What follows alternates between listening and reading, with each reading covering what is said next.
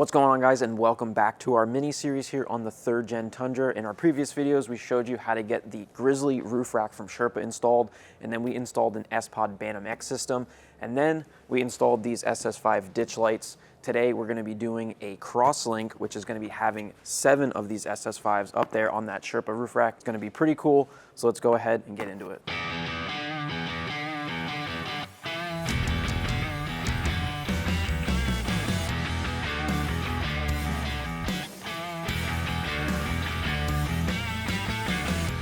So going over everything here on the table, like I mentioned, we have 7 of these SS5s. These are the Sport models with the clear lens. These are also RGB backlighting, so we can change the backlighting to whatever color we want. We have the wiring harness here. We have the piece that is gonna connect all of these lights together, which is gonna make this super easy to get connected. And then we have all of the mounting hardware, which is going to mount each light to each other. And then we have the brackets to mount it up onto our Sherpa roof rack. Now, because we have the sPod system mounted on this Tundra, most of this wiring harness we're not gonna need. We can cut out the relay, we can cut out the switch and the inline fuse that goes to the battery. All we really need is the plugs that go to this harness here, which plugs all the lights into each other. These Sport models all together only pull 19 amps, and the sPod system has a maximum of 30 amps per channel. So we're good there. If we would go with the Pro models and 7 lights, we'd be at 42 amps, which would be too much. And then we would have to keep this inline relay so that it wouldn't pull so much amperage out of the sPod system. Now, even though these lights are the Sport model, these things are gonna throw plenty of light, especially that we have 7 of them. So I'm excited to go ahead and get these things installed and see how it looks. For the difficulty of this job, I would say it's a 2 out of 3. Some average mechanical skills is gonna be needed to get this thing done. We are gonna be doing some wiring. We are gonna be bolting some things together. Now, if you already have a roof rack on your Tundra and you installed that, you'll have no problem installing these. So let's go ahead and get all of the lights out of the box. We're gonna start putting these lights together and building this out into a 7-link light bar, and then we can go ahead and get that mounted up to our roof rack and then finish off with the wiring.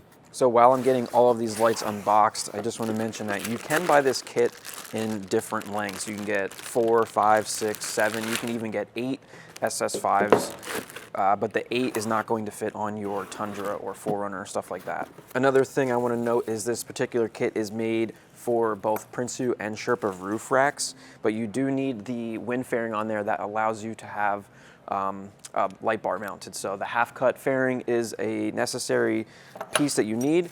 I'm sure this also will work on other roof racks, but you'll have to get the specific brackets or make some brackets to make it work. So we have the brackets here from Diode for the Sherpa roof rack, and these are going to be mounting up here behind the wind fairing, like so.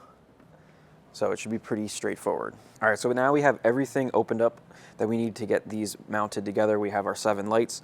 We have these pieces, which are gonna be going in between each of the lights, bolting them together. And then we have these hinge-looking parts. These are gonna be going on either end, and that's gonna be mounting to our side brackets. So we're gonna get started by mounting these pieces onto the sides of the light so that we can start mounting each light to each other. Now, if you look at these closely, there are some cut marks on here, and on the light themselves, there is a little tiny arrow. So as you're mounting these together, you can either make it so that the lights are straight, or you can also curve it.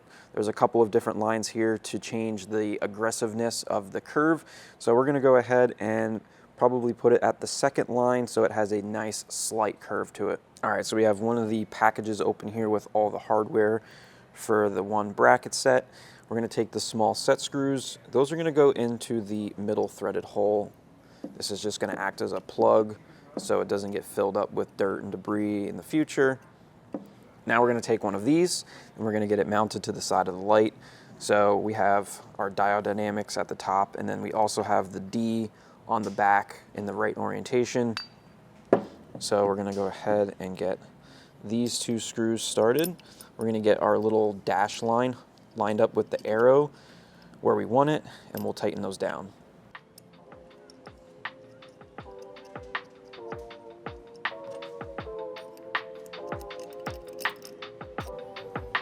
So we'll line up the top arrow, flip it over, make sure the bottom is the same.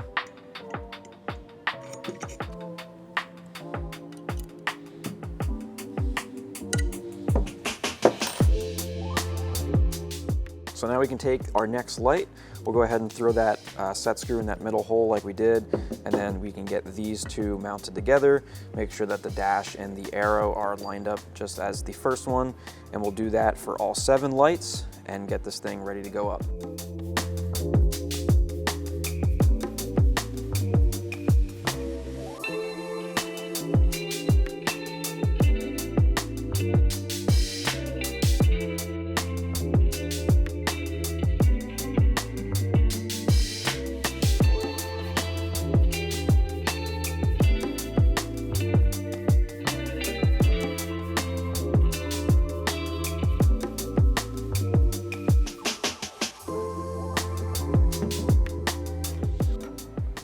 All right, so we got all 7 of these linked together. Like I said, I put them at the second dash mark, so you can see we have a pretty decent curve to it, a little bit more curve than I thought it was going to be. The very first dash is supposed to be straight, so I just went with the second one there. Now we can bolt on these hinge pieces to either end of our light bar here, and then we'll get the brackets mounted onto those. So this is gonna get mounted onto the side like so. We'll take our 3 screws into this countersunk section and we'll get those tightened down.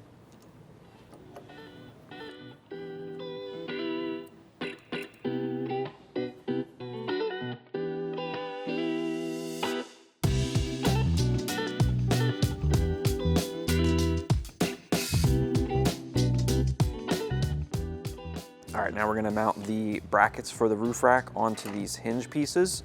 So we have the right side going on the passenger side with this bent 90 degree facing in towards the lights. We're gonna go ahead and get the 3 bolts started for this. We're gonna leave this loose for right now until we get it up onto the vehicle. All right, so we're gonna make this a little easier on ourselves. We're gonna take these side plates back off. The hardware kit that they give you has some T-nuts that we're going to be sliding into the front fairing, but in order to get those in, we have to remove the front fairing. So we're going to go ahead and take the fairing off. We're going to get these T-nuts slid into that crossbar, and then we're going to mount these to that first, and then we can put this up in place and get that mounted to the side. I think that's going to be the easiest way of doing stuff.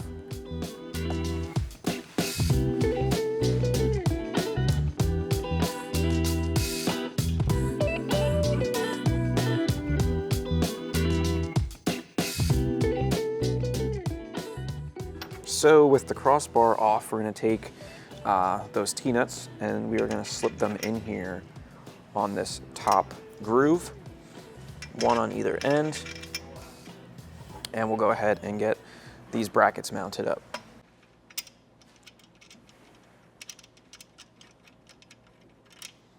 So I have these just tight enough so it's not super loose, but I can still move this back and forth, so we have movement left and right, and this also will move up and down.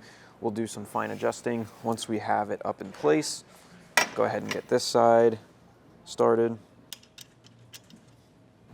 So we got both of those brackets started. I did a quick measurement on both the Crosslink, the length, and set these kind of close to where we need it, so once we get it up there and we're trying to hold that thing in place, we're not monkeying around with these, trying to get the bolt started. So now I'm gonna go ahead and take this back up there and get that reinstalled onto the roof rack, and then we can take the Crosslink up there and get that bolted up.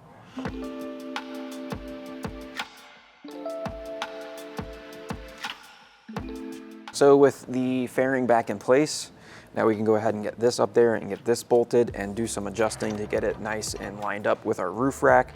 I would definitely suggest a second person to help you lift this up and get it started, because this thing does have a good amount of weight to it and it's going to be very hard to get both sides started by yourself.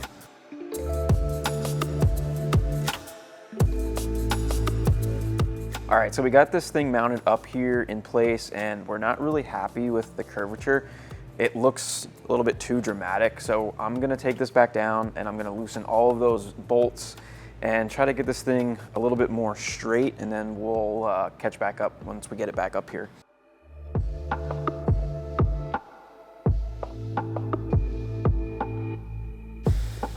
All right, so change of plans again. We were gonna do a little bit of a curve. but Andrew wants it to be completely straight, so that's what we're gonna do. I'm gonna go ahead now and just push all of these down against the table, tighten all of these connecting brackets, and then we should be nice and straight. We'll get it back up onto the truck and see how it looks.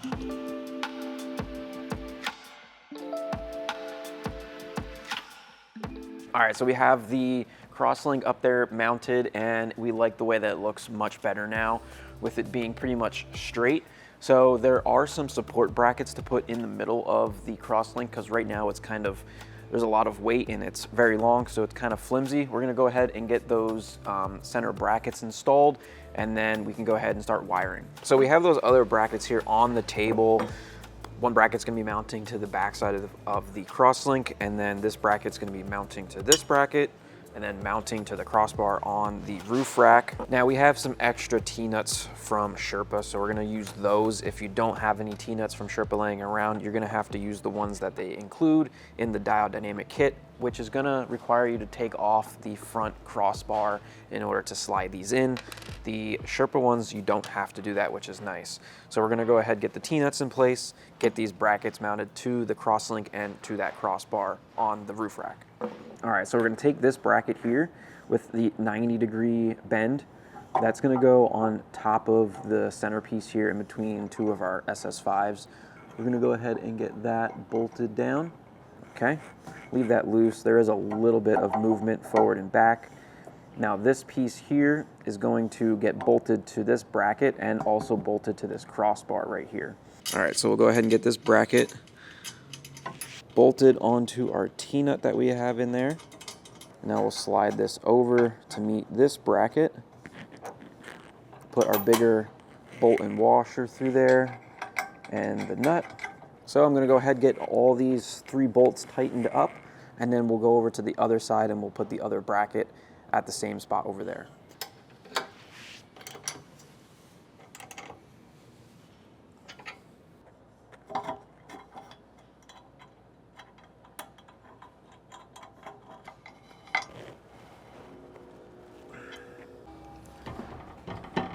Now the light bar is very solid.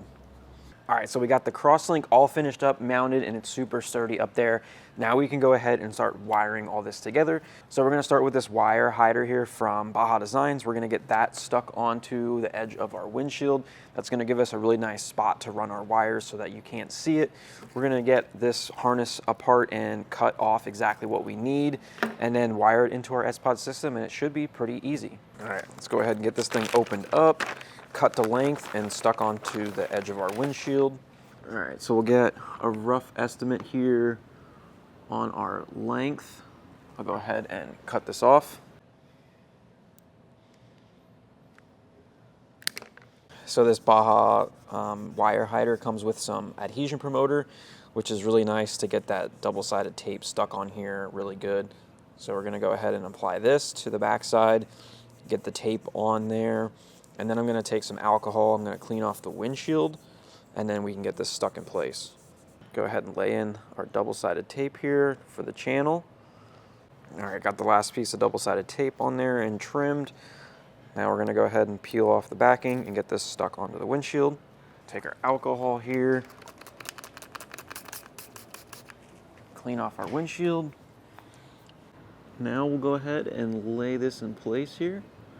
Now I want to mention we're putting this on the driver's side because our sPod is over on the driver's side. If you do not have an sPod and you're wiring this right into your battery, you would probably want to run it down the passenger side along with the harness for the light bar. So with our wire hider on the windshield, we're going to go now and take this, link all 7 of those lights together, and then we'll start running our harness down into our sPod.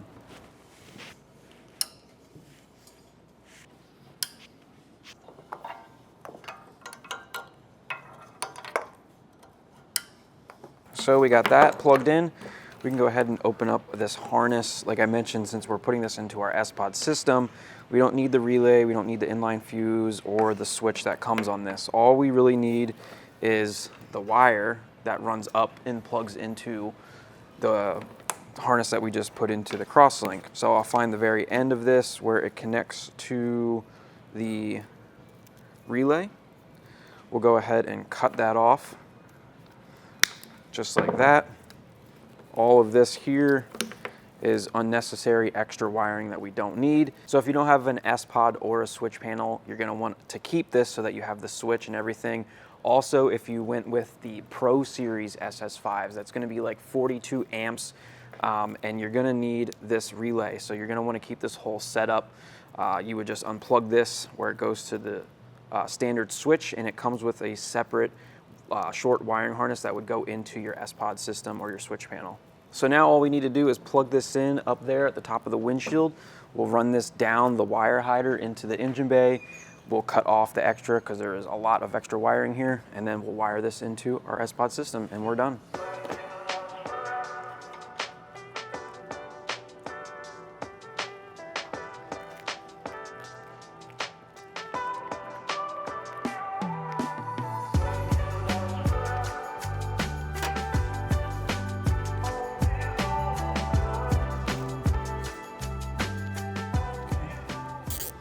So I'm just going to clean up the wiring a little bit here with a couple of zip ties, zip tying it to the ditch light wiring that we have here. So we'll cut some of this extra wiring off, probably got 3 feet we don't need. So now we'll go ahead and open up our sPod here. We have red for power, black for ground, and the blue is our backlighting. So if you watched our last video with the ditch lights, we have a separate switch that is powering all of the backlighting. So I'm going to put that blue wire in with the previous blue wires. The black and red we're going to add as a new switch. So we'll put those over here. So we got our wires routed, our black and ground over here for the main output going into switch number 5, our blue over here with the other blue to go into switch number 4. So we'll just go ahead and get these opened up, put in place. Okay, let's go ahead and get our power and ground in.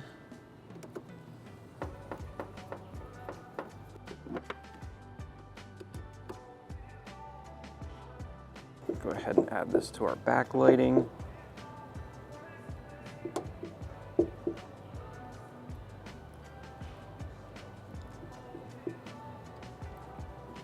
So easy as that. We have everything wired and hooked up. If you had to wire in the factory style switch, it would be a little bit more work. And also if you guys have a hybrid series Tundra, it's gonna be a little bit different when it comes to getting power to your harness if you don't have a switch panel already, but we will show you a little bit later what to do if you do have a hybrid. So obviously if you don't have an sPod system, you'd be running that wiring harness over to your battery with the inline fuse, hooking it up to the positive and negative of your battery. If you have a hybrid series Tundra, your battery is not here, it's underneath the back seat, but inside your fuse box here, in the very back corner, there would be a threaded stud. That is your 12-volt power. So you can just put your power to that stud, and then the ground you can mount to the 10mm bolt here on the inside of the fender. And with that, everything is done. We can go ahead and close up. We can test this thing out and see how it looks. So let's hop in the truck, turn on our switch panel, and switch number 5 is going to be the main output, which as you can see, it is working as it should. And we'll go ahead and turn the backlighting on. The ditch lights in the roof are probably different colors because we did install these earlier and we set the backlighting color. But if I go ahead and turn the backlighting on and off a couple of times, it will start to change colors, but they're both going to be changing differently. So if you cycle through the colors 2 full times, they should reset, and then we'll be able to get them exactly the same color.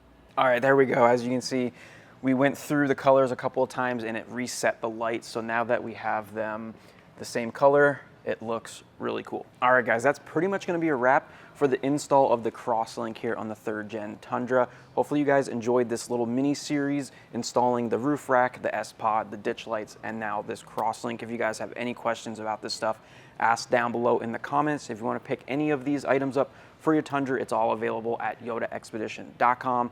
So the last thing we need to do now is go outside and see how much light these things really provide. Thanks for watching, and we'll see you guys in the next one.